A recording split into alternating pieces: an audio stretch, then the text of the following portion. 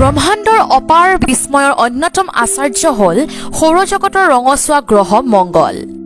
এই ৰঙচুৱা গ্ৰহই হাত বাৱলি মাতিছে পৃথিৱীৰ এজনী তৰুণীক।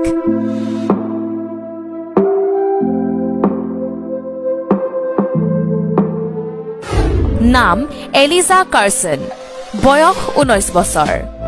এলিজা কাৰ্চন বৰ্তমান সময়ত মাৰ্কিন মহাকাশ গৱেষণা সংস্থা নাছাৰ আটাইতকৈ কনিষ্ঠতম সদস্যা।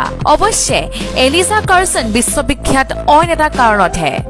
2033 চনত মংগল গ্ৰহৰ বুকুত ভৰি দিব তৰুণী এলিজা কাৰ্চনে।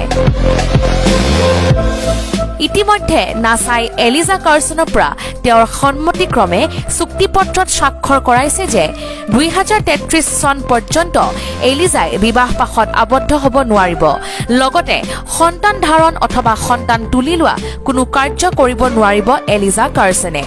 যদি সকলো ঠিকেই থাকে তেন্তে মংগল গ্ৰহৰ বুকুত ভৰি দিয়া প্ৰথমগৰাকী মানুহ হ'ব Eliza Carson.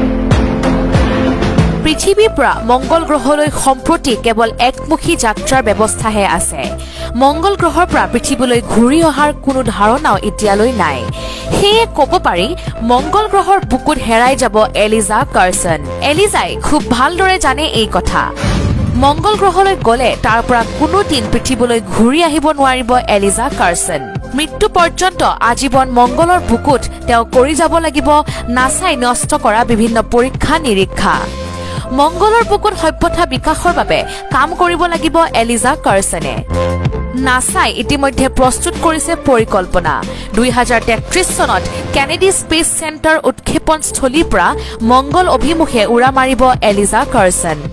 I was watching a cartoon where these creature friends would go on imaginary adventures in their backyard. One of the episodes was a mission to Mars.